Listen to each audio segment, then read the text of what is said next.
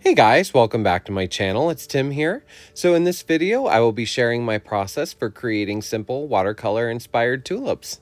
I'll be using Procreate and an eye pencil to paint this. So the brush set that I'm using in today's video is from the amazing artist channel Chomang Drawing here on YouTube.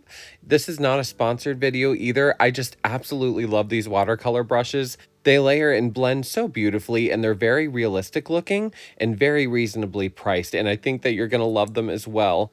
For the flowers, I'm going to be using the mid-edge brush to paint with, and then the smudge brush to blend out with. And then for the stems and leaves, I'll be using the basic brush. And I'm using them as is, so if you have any questions, just let me know below. And with that being said, let's begin.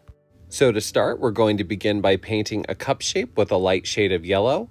And then on the left side of the flower, you're going to paint another yellow over top to create a slightly darker petal, and then make a small paint stroke to create the illusion of a third petal. Next, in a new layer with a slightly darker shade of yellow, paint a Y shape in the middle of the flower to create the outline of the petals, and then paint a U shape along the bottom and lightly blend out the edges. When you're happy with your blending, then merge all of the flower layers together, and then using the eraser tool, clean up the edges as needed.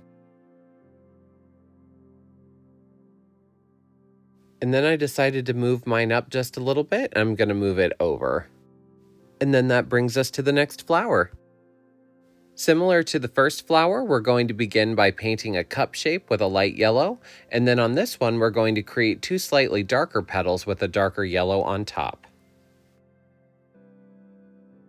You're then going to outline your flower with a darker shade of yellow and paint a Y like before in the middle, and then blend it out.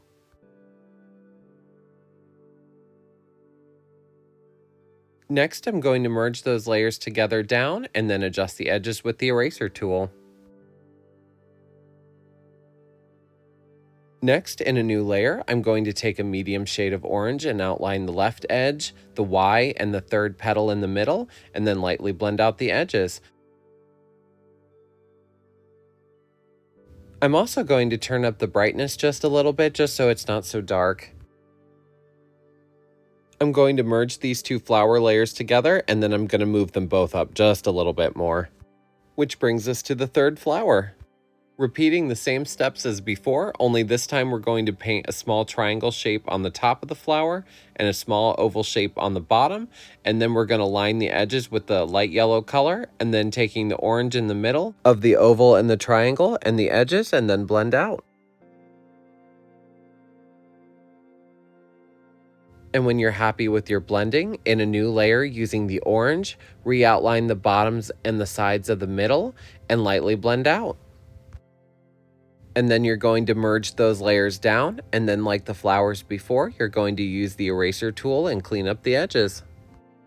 Then in a new layer using the orange color again, we're going to outline the middle and the bottom and create a little Y shape on the top in the middle, and then lightly blend it out.